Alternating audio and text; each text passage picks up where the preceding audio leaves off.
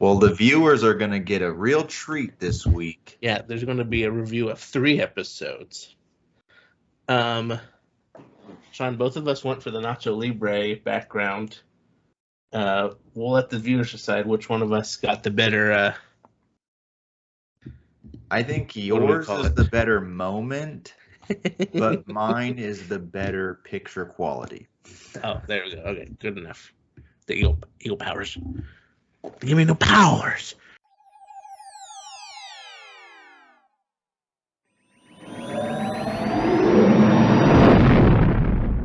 Anyway, welcome to another episode of the Dagobah. This is Mandalorian episode chapter 22. Guns for Hire. Let's just right off the bat talk about it. What a strange episode. What did you text me? Let me read exactly what Sean sent me. He said, and I quote, what the dadgum is Star Wars doing? That was a weird episode. I agree. But it was good. Yeah, I it's not that I thought it was bad or that I didn't like parts of it, but it was weird for sure. It was a full-on Clone Wars episode, it felt like. Yes. And I was curious because when it got to the end, it said, written by Jon Favreau, created by Jon Favreau. Filoni didn't have anything to do with this one. Yeah, so let's talk about it. I guess we start off with a little... What did that story remind me of? The Forbidden Love story of the Mon Calamari and the Quarren. For those of you who don't know, they're species that live on the same planet, but they hate each other. So I guess it's kind of Romeo Juliet, West Side Story sort of idea here. Yeah, Forbidden Love, as seen in the Clone Wars. Right.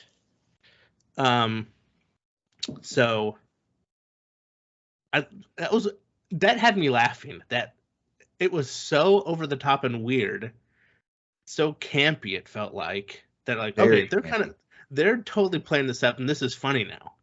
First, I was like, this is oddly dramatic for the show.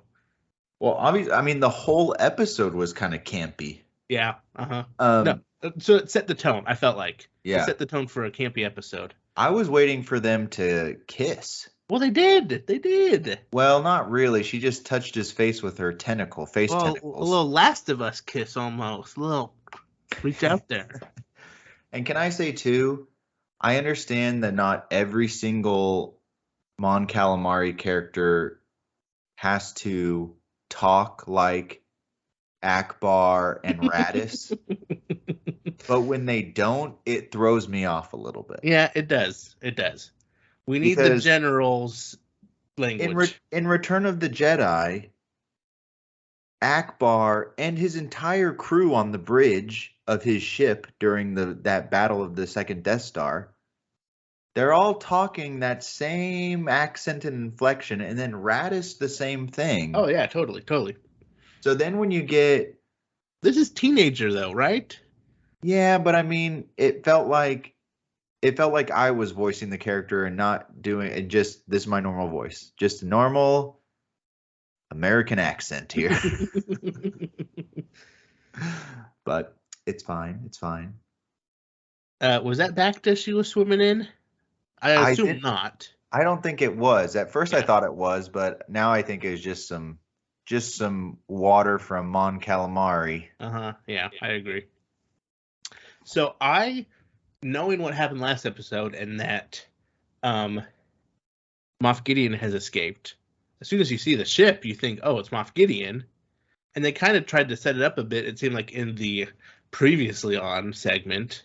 But not Moff Gideon, but it's Mandalorian. So this seems like these are the same Mandalorians that probably attacked that Lambda shuttle we saw last week with the Beskar evidence left behind.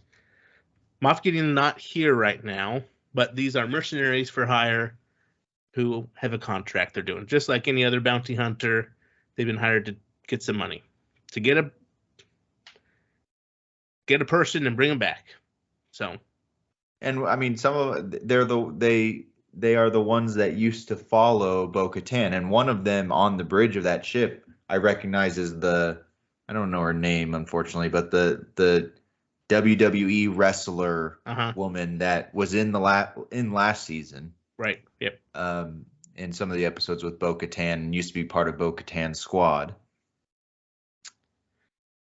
So we're following the Mandalorian Bo-Katan to this planet. I never got a good idea of what was the planet name? They said it like 50 times, but I never caught it. Plizar 15 or something like that. Yeah. Anyway, so she tracks her old crew, but autopilot takes them to the docking bay and the Hyperloop, and they get taken into the city. Let's talk right away about these cameos. It was obviously a big part of this episode were the three big names that were part of it.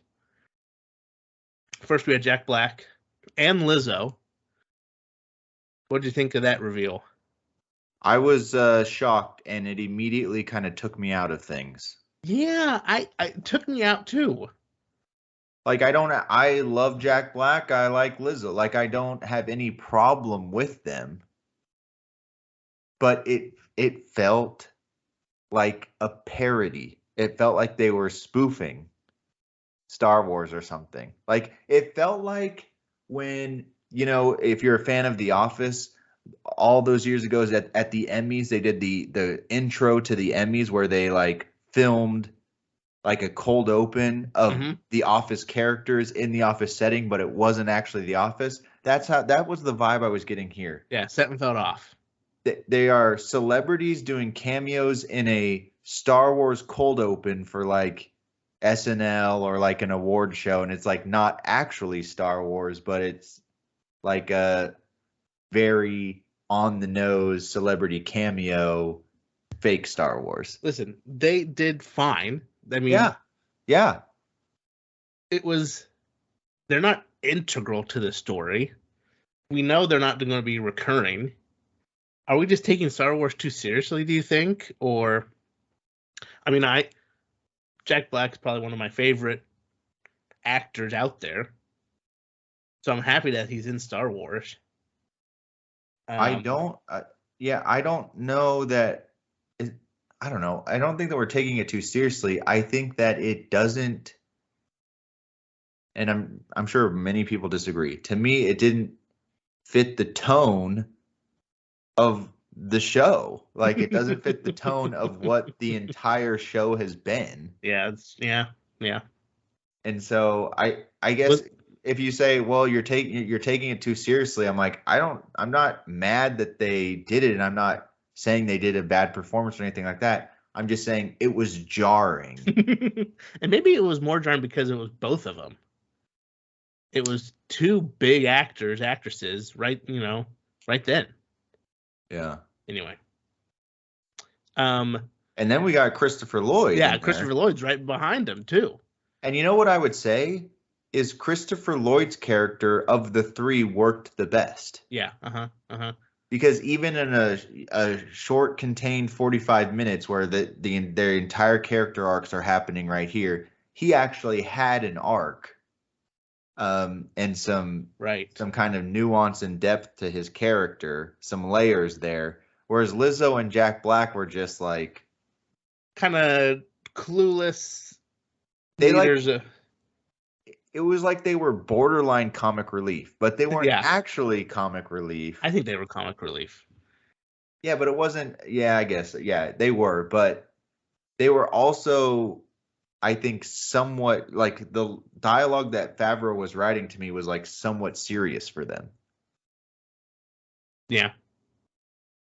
Anyway, I thought that when they got up like from the table, like let's go look at the view, they were going to say that like the droids or like Moff Gideon was there on the planet and the droids were like keeping them all captive. Oh, kind of like a Lando Calrissian on Bespin, huh? Yes. And instead it was, no, they're all malfunctioning. I'm like, why did you have to get up from the table and secretly tell people the droids are malfunctioning? When it seems like a lot of people knew it already. Yeah.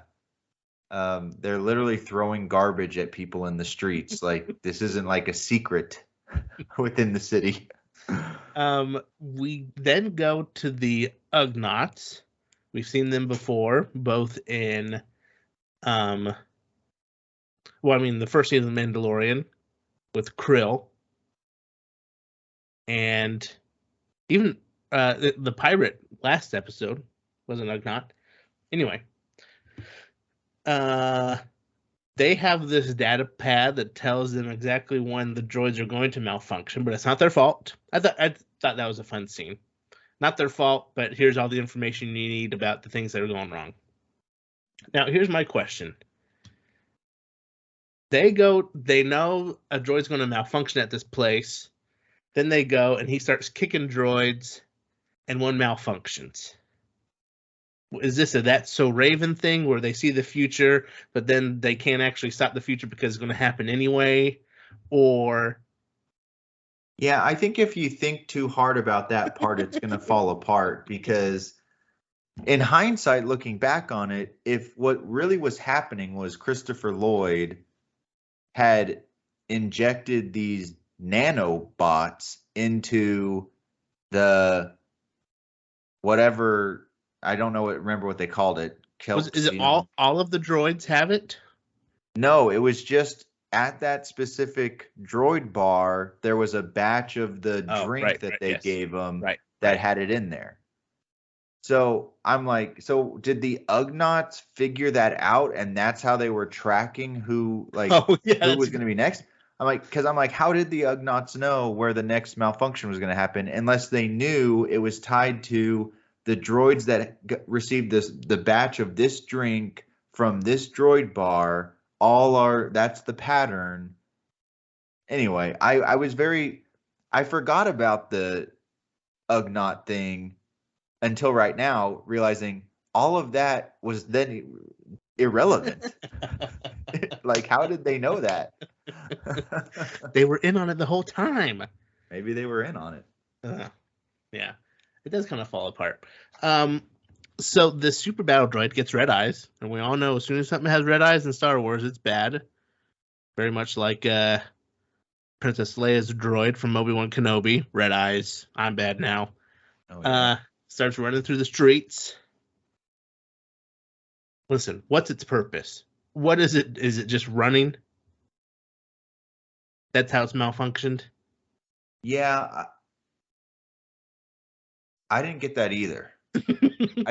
So first of all, Mando is just kicking them because he's trying to test, because they think only one is going to malfunction. Yeah, I don't know. And so he's just kicking to test which one's going to malfunction. And then he was like proud of himself, like, see, I found which one was going to malfunction. I found it. What if 7 of them were going to malfunction? Like, how do we know it was only one? But yeah, when it started running away, I thought the same thing. I'm like, where is it running to? What does it think? It's malfunction. What does it think it's doing? Unless it's just running for its life, because almost immediately Bo-Katan and Mando started shooting at it. Firing at it, right, yeah. But classic Star Wars chase scene ensues, and Mando catches up to it. So, there you go. Then the constable droids make a perimeter for the crime scene, and I for a second thought, do they think Mando and Bo-Katan just committed a crime? I thought they were going to get into trouble with the law. Yeah, well, Jack Black will put it into that. That's right.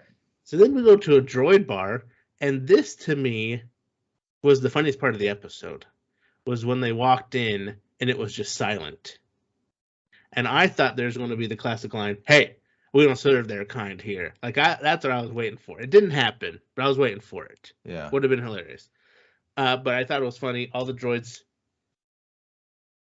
get silent.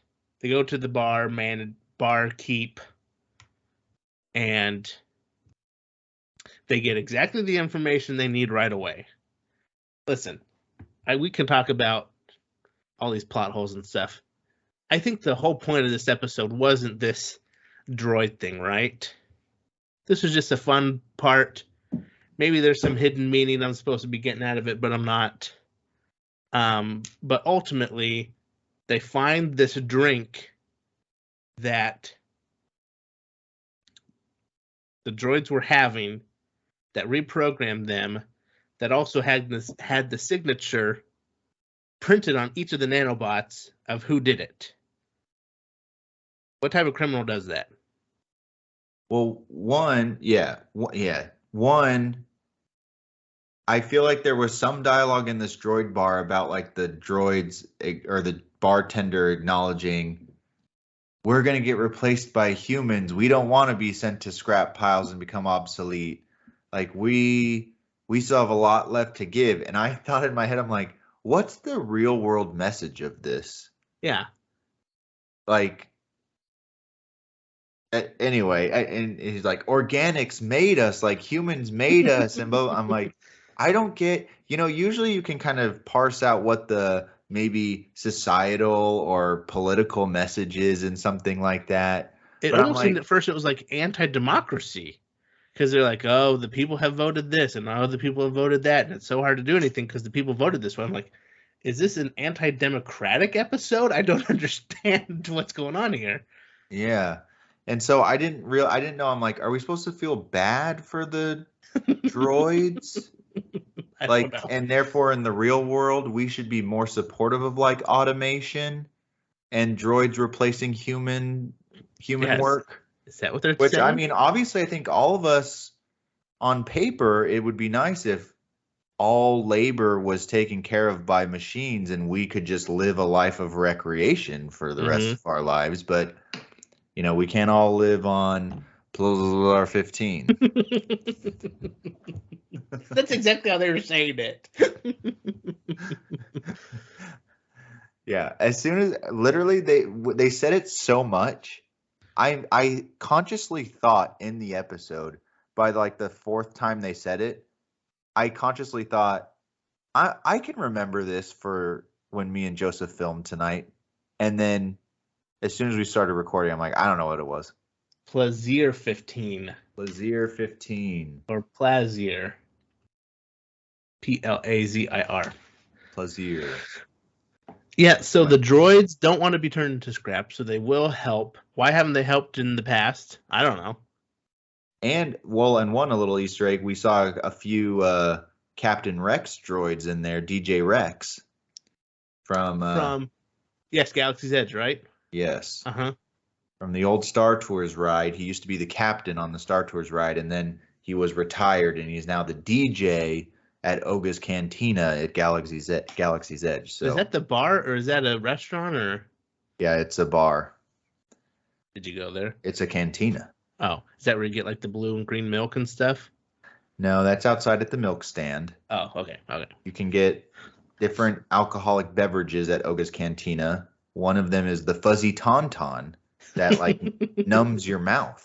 Oh. Apparently. Oh, well, there you go. I have not partaken of any of it, the libations at Oga's Cantina, but I did go inside to see DJ Rex, and he was raising the roof, if you know what I mean. Oh, is that what he does? Yeah. Yeah, there's some other cool droids. I like that blue protocol droid. Anyway, we go to the morgue for the droids.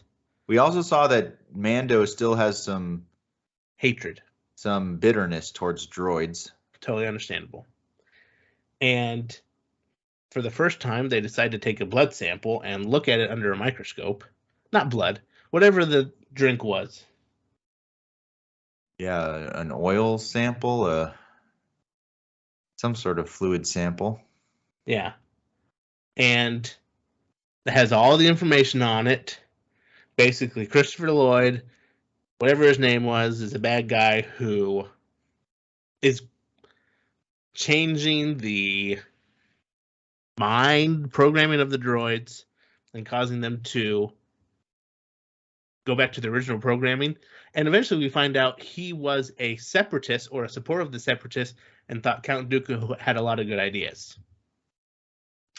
So, do you remember what else he said there at the end when he was caught? This is something I think we need to unpack a little bit, because I'm not sure what his plan was. I don't know either. he was a separatist, which he felt like was a pejorative term. Uh-huh. He was a separatist that thought Count Dooku was a visionary, had some great ideas, and he's pro-democracy. Which wasn't the separatist, right? Well, I feel like the separatists were pro-democracy because they didn't like the powers of the chancellor. They did not like the war, ascension of the supreme chancellor and the power that the chancellor had, and how things get bogged down in the Senate and take forever to resolve, right? Yeah. So I don't think the separatists were anti-democracy. They wanted to secede and have. I feel like I felt like they were more libertarian, maybe. Oh, yeah, there you go. Wanting to just be left alone and do their own thing. In any case, this guy says he's an old separatist, Count Dooku, all that kind of stuff. And so and he's already on a clearly a very pro-democracy planet. Yes, already done. So why was he looking to sabotage the society by planning for specific droids to malfunction? They weren't necessarily turning into battle droids and like occupying the city or harming anyone. They were literally just malfunctioning. So I'm like, why did he want to do that? What was the purpose? Yeah, was he trying to instill fear into the humans about the droids? But I thought he was pro-droid. Yes. And then his big red button, which he told them at first was a way to shut down the droids, was actually a way to revert all of the battle droids back to their original programming. At which point, again, I thought, but I don't understand how that would serve any type of plan for you. Yeah, what's your ultimate goal here? You want to take over the city? You want to be the ruler? You want to be like, I don't understand what the play was for him. Listen, villains in Star Wars, everything has gone according to my plan. And the only other thing that I thought maybe there was some nuance there was he didn't like Jack Black because Jack Black was a former Imperial member or officer. I don't know if he was an officer, but he was part of the Empire, which was the Republic. I guess in a right. And then he came in and married the princess or whatever, and is now part of the elected leader and royalty. Maybe he was trying to undermine, hey, Jack Black isn't a good leader. Like, look at how terrible the droids are in the city, and he's not fixing it. Maybe he's trying to overthrow Jack Black and trying to say, under his leadership, these droids have gone crazy. Because Lizzo or Chris, one of them made a comment about how he had like served her family for generations or something. So he was like loyal to her and to the planet, but he didn't like Jack Black, and therefore he had a master plan to have the trash, the garbage droids, instead of picking up the garbage, throw it all around the city. And then if anybody caught him, he was going to revert all of the separatist battle droids back to wartime status and occupy the city. Anyway, I didn't get a good sense of what's the plan here. Yeah, I don't think they thought it. I mean, they went so fast through it, and then they're like, okay, now you're banished. Okay, next part of the story is you need to go to the Mandalorians. This is anyway. We can try and dissect more about what his grand plan was, but ultimately the goal was to get them to fix this problem so they can then go continue on to the main quest, right? Yeah. Which again, we keep running into this. This sort of kind of reminded me of the Dr. Pershing episode. Mm-hmm. Where like when we get back to the Bo-Katan, Mando, and the Mandalorians and reclaiming Mandalore, it's fantastic. And it's like what I want to see, and it's what I'm interested in. But we keep taking these detours. Listen, but this is what we've seen with The Mandalorian for 3 seasons, right? Yeah. Well, and I mean, talk about detours. We talked about this last season too. Frog Lady makes a return. Was that Frog Lady at the table? Frog Lady confirmed. I don't know. I would assume. I mean, I'm like, what are the odds? They're just sticking it to us now. It's like when they put Jar Jar as the first person to say anything in episode 2. Take that. Yeah. Sean, I have some kudos to you, some vindication for you. Okay. We get to the Mandalorians. They fight, all that stuff. Blah, blah, blah, blah. You called it a few episodes ago. We were confused, you especially, about the Darksaber, right? The Draco Malfoy Elder Wand paradox. Yeah. And it is Elder Wand rules. He got bested, and she picked it up and bested the bester. Whatever. And so now she's the rightful owner of the wand. When we watched that episode in episode 2 or whatever it was, the sword, Darksaber. When we saw that in the second episode of the season, I immediately thought that. And then they showed it in like the recap before this episode, and I thought again, like, here they go, showing me the Darksaber falling on the ground and Bo-Katan picking it up. That's right. They did show that. You're right. And then Mando picking it up and putting it back on his belt. And I'm like, they didn't even have a conversation about it. Like, Mando just assumed, yeah, this is still mine. Anyway. So, yeah, I was, one, I liked seeing Bo-Katan beat up on that guy who thought he was so smug. Like, who are you? Who are you? No one even knows your name. Yep. Axe. You have a real dumb name, Axe. And so she bests him, and then he gets all whiny about, you really should be challenging the Mandalorian. Yeah. He's a religious zealot who has Darksaber. I'm like, yeah, well, you just got your butt kicked, so why don't you go eat some more soup or something? Did he ever yield? I don't think he ever yielded. Anyway. No.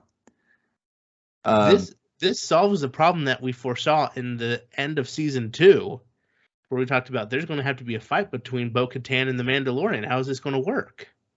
And it's solved pretty easily. I mean, it's done in a dramatic way, but it's. But I like how Bo-Katan says, like, too much Mandalorian blood has been shed by Mandalorians. So, like, I'm not interested in fighting and to the death and killing more Mandalorians.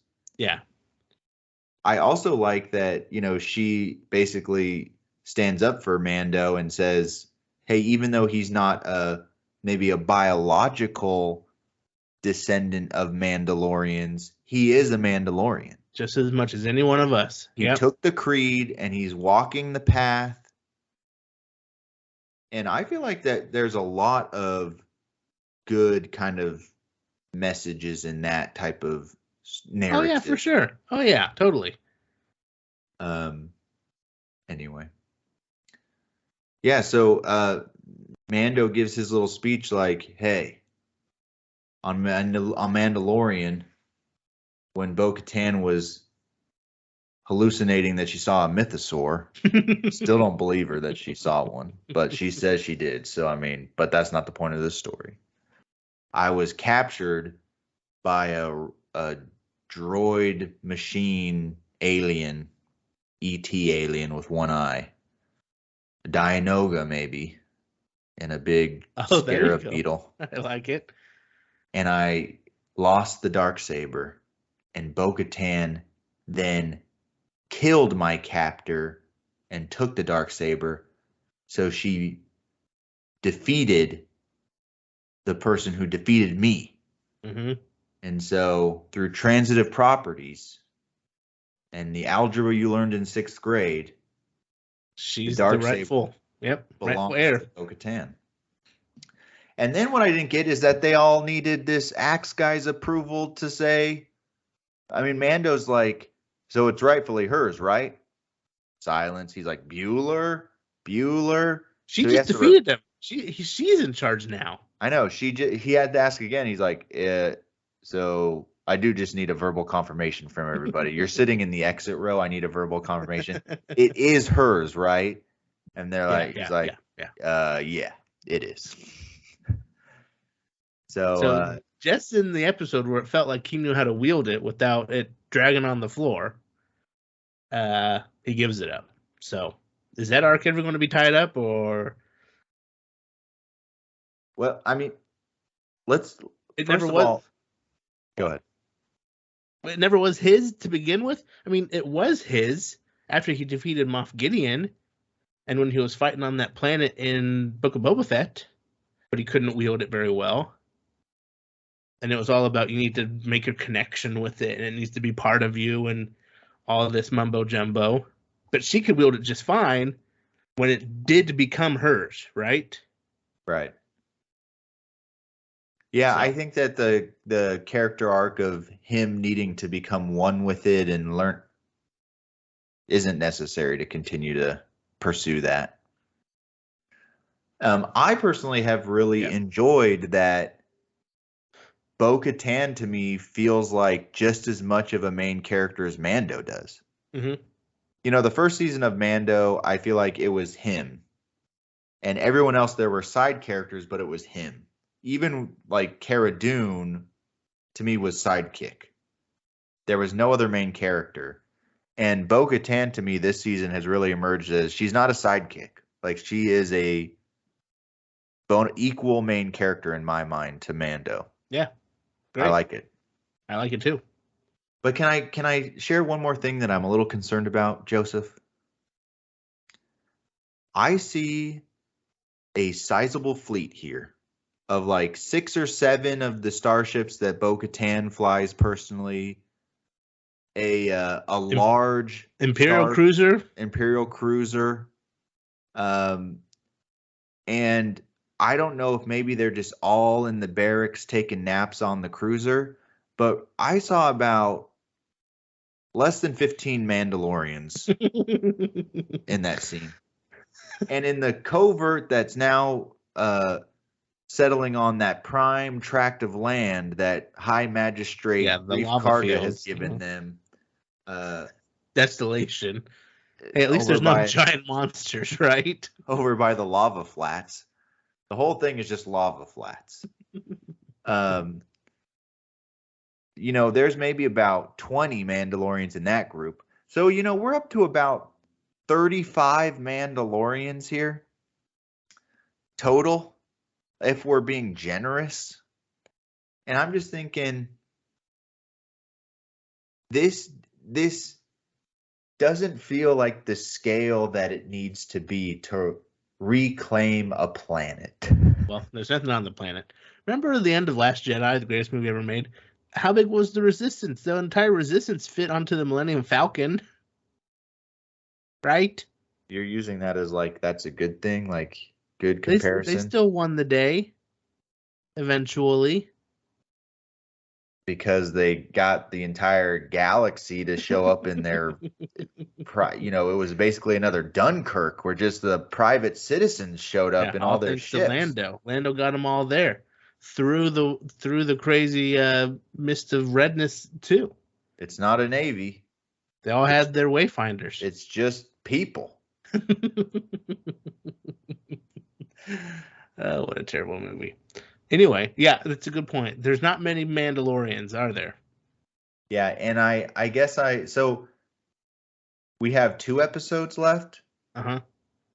So in the next 2 episodes, our Mandalorian friends are going to go up against Moff Gideon again. That's what I think.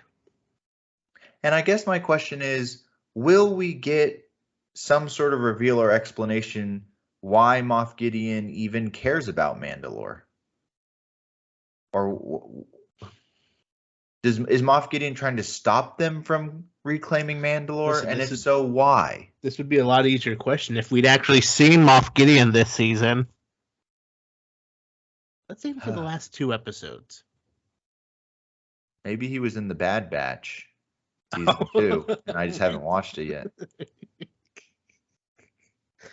Supposedly one of them dies. Maybe they announced it in Fortnite, and it's been years since I even We had to kept play up with anything Fortnite in to Fortnite. know. Listen, for those of you who don't get that joke, there was a Fortnite exclusive right before Rise of Skywalker where the message of Palpatine to the galaxy was only available to people who played Fortnite. Which Sean was one of them, right? Weren't you? Didn't you listen to it? I had heard on Twitter that this was going to be a thing, so I hadn't played it in forever, and I logged in for that event to listen to it. Sean had serious Fortnite FOMO those days. He also went to the concert thing, whatever that was. It was a Marshmello concert, and it was very revolutionary. It was first of its kind, a virtual concert in a video game. So that's the joke. The Star Wars canon was revealed in Fortnite. Anyway. Yeah. Listen, I don't know what to tell you. But Moff Gideon's going to be in this soon enough, so. I guess we got to wait to see what happens in the next couple episodes, but I'm curious is this going to be the weakest season of The Mandalorian of the 3? Oh, boy. So far. For me, it is. And I've still liked it. It's still good. But I am very comfortable saying that what we got in Andor to me was far and away better narrative and higher quality. I don't think we can compare Andor to this show. It was so tonally different.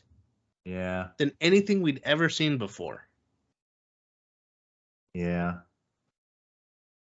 I guess it's supposed to be like this. Mando is supposed to be kind of this Western serial type thing. Yeah. That isn't as much of a flowing narrative. It's kind of individual little stories. And we only have one more season of Andor. And it's still like 2 years away or whatever. Anyway, what a great show. Yeah, we have 2 more episodes left of The Mandalorian, and then we have Jedi Survivor coming out as well. And then we still need to do our Bad Batch review. And then there's going to be Star Wars Celebration, and we know they're going to be dropping some big news there. So lots of Star Wars is coming up in the next few weeks. Taika Waititi is in Europe right now. Oh, and that's right. And Celebration is in Europe, right? It's in England. Yeah. This weekend. And Taika, earlier this past weekend, he was on his social medias, he was at Disneyland Paris with his child. Well, so his movie is the one we know is still going. It's these other rumors that they've got to announce. They've got to give us some sort of timeline or something. His movie is the only one that was originally that has been formally confirmed and not been canceled or postponed. Rian Johnson still has not been canceled or postponed. But I mean, it hasn't been. There's no active formal. There's no formal announcement. Taika Waititi's Star Wars thing was part of Kathleen Kennedy's full when she announced all those shows. That when she announced all that stuff, she didn't mention Rian Johnson or a trilogy at all. Yeah, that's true. But she mentioned Taika Waititi, and there was even a graphic that said Star Wars in like pink and orange and stuff in his style. So, and he's the only one left that hasn't been canceled or postponed. So I'm like, if they don't, I'm like, I don't know if I'm over expecting here, which is probably true. But I'm like, are we going to at least get like a trailer or some detail about this? If it just is another, he's still working on it. I'm like, what is happening? They'll give us something. Listen, Sean, all I want is to drive down to Little Rock and watch another Star Wars movie with you someday. Who would have thought it would have been 4 or 5 years before we did that again? And to hear Bob Iger talk about like, we would just want to be really intentional and make sure whatever. I'm like, that is the biggest load of hogwash I've ever heard in my life when Marvel's pumping out like 4 movies a year. Yeah, well, I mean, they're not all good, but they're still. Don't care. I don't need the Star Wars movies to be good either. I just need the content, Joseph. Would you rather have 4 mediocre Star Wars films a year? I would rather have Star Wars do what Marvel did up through Endgame, which was 9 out of 10 movies being amazing and pumping out a lot of movies. Is that too much to ask? Yeah, I think it is. Well, I think there needs to be a middle ground of, I don't think we need to go 5 years in between Star Wars movies. But I still think, Why not yearly? why not yearly? That's what they were doing with the sequel trilogy. And I mean, the big movies were once every 2 years. And then Rogue One and Solo to fit in the middle. Yeah. And I don't know. I feel like at least, one every 2 years at least. But I still think one a year is feasible. Totally. And I think that, not that this was the point of this episode review, but now that we're talking about this, I think that they gave up too quickly on the standalone movie idea. Yeah, they had one not even bad movie. I mean, it's my least favorite, but I mean, it's not bad. Solo. It's only legendary director and actor Ron Howard, his highest grossing film of all time. Oh, here we go. Back on this again, huh? Back to the box office numbers, Sean, huh? No, I agree. They gave up way too quickly with that Solo stuff. Yeah, and I'm like, do a Star Wars comedy. Let Lord and Miller in there and let them do what they want with Solo. Give them a story just to do something with. Let Colin Trevorrow do a Jurassic Park Star Wars mashup. Listen, we had dinosaurs. Didn't we have dinosaurs in the dinosaur in Attack of the Clones? Trebor, what's his name? Yeah. Whatever. That dies immediately. Django shoots him to death. Yep. Let's not go down this rabbit hole. Listen, we appreciate those of our fans who have stuck around to the end. Leave us a comment. What do you think about this episode? All of the cameos, the Jack Black, the Lizzo, the Christopher Lloyd. What do you think about the Elder Wand? And honestly, just let us know your favorite Jack Black moment, okay? Yeah, that's what we're all here for, right? Jack Black is now Star Wars canon. So with that, Sean, until next week, this is the way. We have spoken. We'll see you next time on the Dads of Dagobah. Bye. Bye.